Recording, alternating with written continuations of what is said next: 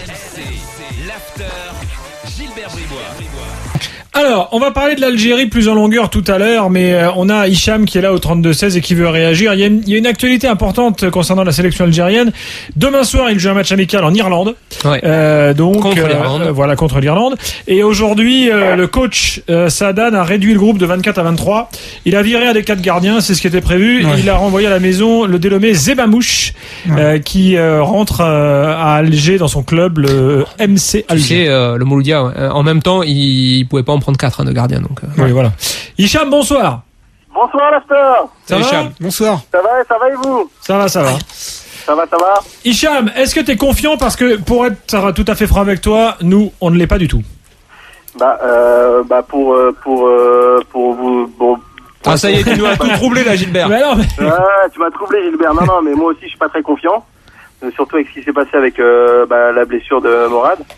Grosse perte, Megni, qui n'ira pas au mondial. Grosse perte au milieu. Ouais, une très très grosse perte au milieu et donc je suis pas très confiant moi pour les huitièmes de finale. Et donc je suis un petit peu inquiet, mais bon, je reste derrière l'Algérie et donc espérons qu'ils puissent accéder aux huitièmes de finale. Je pense que ça ferait plaisir à tout le peuple algérien et aussi au peuple maghrébin, parce que bon, pour tout vous dire, moi je suis d'origine marocaine et je suis derrière l'Algérie. Voilà. Tu veux dire qu'il y a une solidarité maghrébine tout le Maghreb est derrière l'Algérie.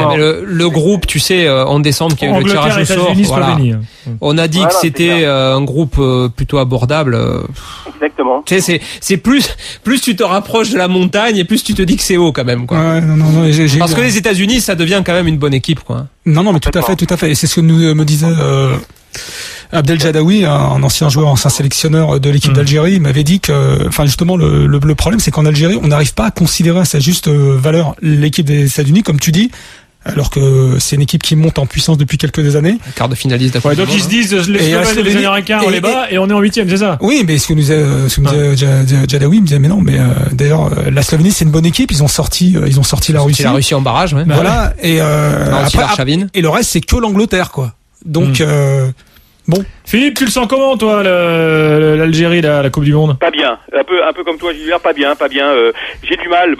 J'espère me tromper. J'espère pour l'Algérie, mais bon, c'est vrai que l'Angleterre, les USA et même la Slovénie, c'est pas facile. Tout va être déterminé par le premier match le 13 juin.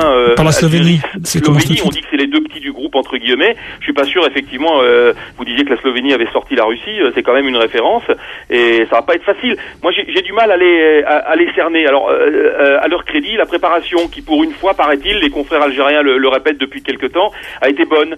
On s'est préparé loin de l'Algérie pour ne pas avoir la pression populaire, parce qu'il y a une telle passion autour de l'équipe nationale que ça embête parfois les joueurs. Ah tel point la dernière fois, ils ont explosé contre la Serbie. Ils se sont pris un 3-0. Mais c'était au retour de la CAN, Jean-François. C'était. Non, puis en plus c'était l'hôtel était plein de supporters. Non, puis c'était la dernière fois aussi que Saadan a essayé ce qu'on appelle les nationaux. Oui, il leur a laissé une dernière chance, puis bon, les Aoui, tout ça, puis il a vu que ça marchait pas, allez hop. Exactement. Donc on est revenu entre guillemets aux binationaux, les joueurs qui jouent en Europe. Alors, on va faire un gros plan sur l'Algérie dans quelques instants, essayer de savoir un peu ce qui pourrait faire la différence, et puis s'ils ont vraiment la qualité intrinsèque pour y aller. Yanis est là pour parler de l'Algérie. Yanis, bonsoir. Bonsoir Gilbert, bonsoir Jeff. Salut. Bonsoir Chérif. Bonsoir. Yanis, quel est ton degré de confiance à toi avant la Coupe du Monde? Il est pas très très haut, va falloir être un peu réaliste.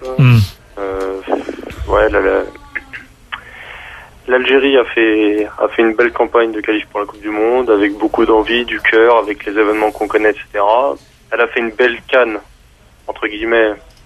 On a atteint une demi-finale pareil avec du cœur, avec de l'envie. Mais elle a fait une belle CAN, même si le dernier match. Disons qu'elle a alterné le meilleur et le pire. Il y a eu le Malawi le premier match, quand même une catastrophe absolue. Il y a eu l'image déplorable, Gilbert, laissée par le match contre l'Égypte, les 3 expulsés. Tu vas en demi-finale, t'as réussi ta Coupe d'Afrique.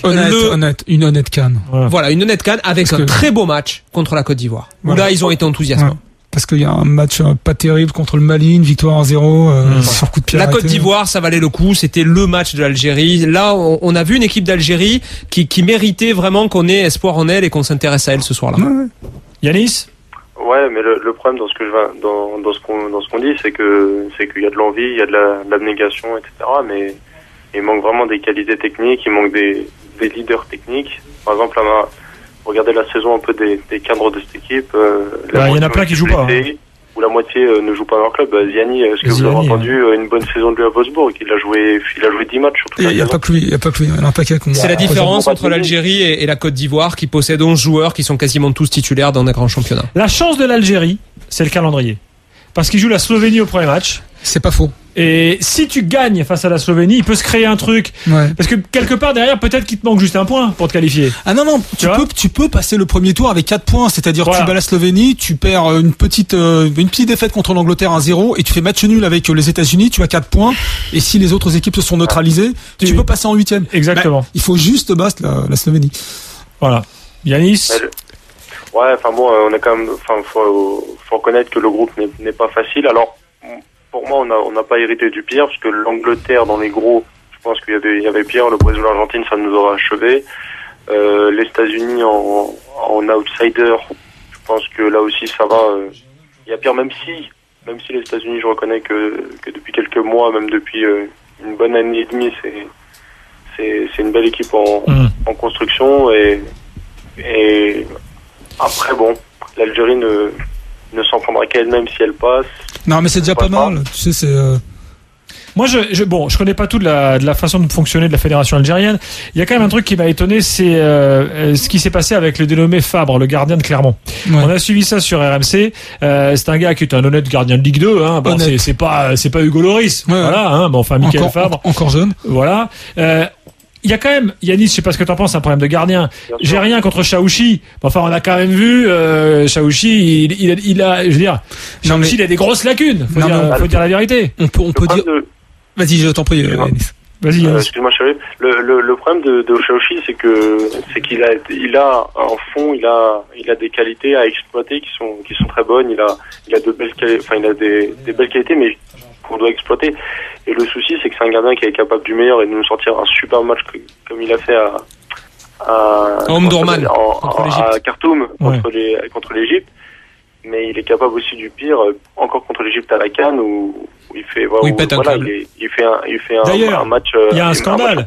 J'ai rien contre Chaouchi moi personnellement, mais il a quand même mis un coup de boule à un arbitre. Ouais. Hein, rappelez-vous. Bon, c'était pas le coup de boule de Zidane, mais enfin il a mis son front clairement. Rappelez-vous. Le simple fait de faire ça, il doit prendre 6 mois. Ces matchs de suspension ont été purgés. Voilà, il a pris. Je crois qu'il a pris 6 matchs, si je dis pas de bêtises. Non, c'est un peu moins. Moins. 4 matchs. Non, je crois que c'est 3 qui ont été purgés. Qui ont été purgés pendant le CHAN, les matchs de qualification du CHAN. Enfin, en gros, le mec, il va aujourd'hui à la Coupe du Monde après avoir mis un coup de boule à un arbitre il y a 3 mois, quoi. Beladj était sous le coup d'une suspension. Mais c'est pareil pour Beladj, il était sous le coup d'une suspension de 2 matchs et en fait ils ont été purgés. N'oubliez pas dans ce joli paquet cadeau que l'Égypte a échappé miraculeusement à des sanctions beaucoup plus fortes de la part de la FIFA pour le caillassage du bus. Ils ont été condamnés les pauvres à jouer le prochain match à 100 km du Caire. Du Caire, tout à fait. Faut arrêter le foutage de gueule. Pour en venir au gardien de l'équipe d'Algérie, en fait, quelque part, il fallait faire une sorte de compromis un peu diplomatique dans le sens où l'essentiel du groupe algérien qui va partir à la Coupe du Monde, c'est tous des expatriés. Donc il fallait des mecs qui jouent au pays, c'est ça? Ouais, il faut donner un peu le change par rapport au pays. Donc en gros, pour aller très très vite, les 3 gardiens sont du pays et le reste c'est entre guillemets des expatriés. C'est le drame, si je peux me permettre, du Maghreb à l'heure actuelle. Du Maroc et de la Tunisie aussi dans une moindre mesure. C'est-à-dire, il y a quand même des championnats assez forts en Tunisie et au Maroc. Non, mais c'est pas le problème, c'est en sélection. Le problème, c'est en sélection. Non, le championnat algérien est très faible. Hein. Ce dosage diplomatique que tu dois opérer quand tu es en sélection entre les joueurs locaux et les joueurs expatriés, c'est la cause numéro 1 du manque de résultats de ces sélections ces dernières années. Ceci dit, ça se passe plutôt bien en Algérie où on a compris qu'il fallait chercher un peu la compétence. Et rappelle-toi où elle était l'équipe il y a 2 ans quand même. Hein. Ah, je suis d'accord avec toi. Voilà. Je suis d'accord avec toi. Mais parce que le pauvre Fabre, ça passe mieux qu'avant. On va jouer quasiment avec pratiquement. Ouais, tu vas voir que quand Sadan va repartir, les problèmes vont recommencer. Le pauvre Michael Fabre, là je reviens à lui à Clermont, il a quand même eu au stade à Clermont Sadan qui est venu le voir, qui est venu lui dire en gros écoute, a priori je vais te prendre. Il est le président de la Fédé qui est venu le voir en lui disant c'est bon, tu vas venir avec nous. Et finalement on lui dit ah bah non, tu viens pas. Oui, mais comme entre-temps, on a viré, comment dirais-je, les nationaux comme les Aoui, Babouche, Rao et tout ça, comme on les a virés, il restait plus que des expatriés, on s'est dit, bon bah voilà, on va garder au moins la couleur locale, c'est-à-dire avec les gardiens de but.